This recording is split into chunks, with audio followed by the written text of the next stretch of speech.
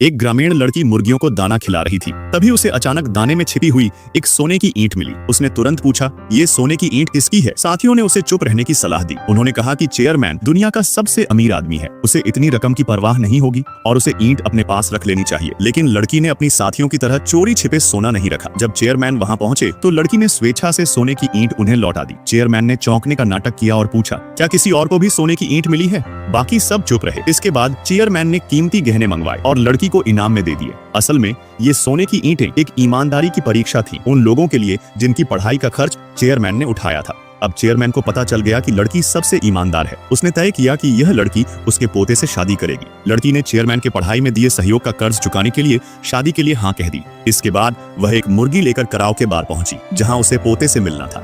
जब उसने एक ऐसे आदमी को देखा जिसकी हाइट और शक्ल सूरत चेयरमैन के बताए विवरण से मिलती थी, तो उसने मान लिया कि यही सीईओ है जिससे उसकी शादी तय हुई है।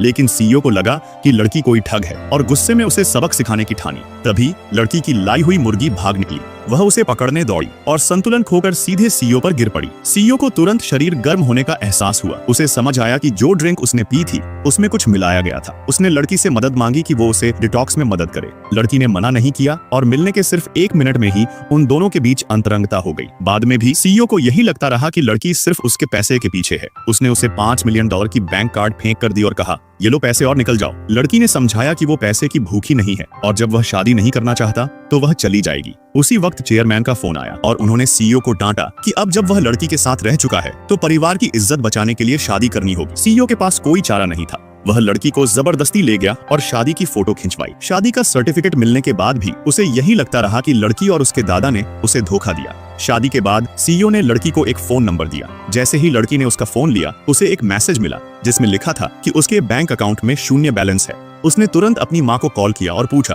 पढ़ाई की फीस के लिए जो $4000 थे वो कहाँ गए? माँ ने बताया कि वो पैसे छोटे भाई के लिए गेमिंग कंसोल खरीदने में खर्च कर दिए और अब लड़की को घर लौटकर जल्दी शादी करनी होगी ताकि दहेज में मिलने वाले पैसों से भाई की शादी हो सके।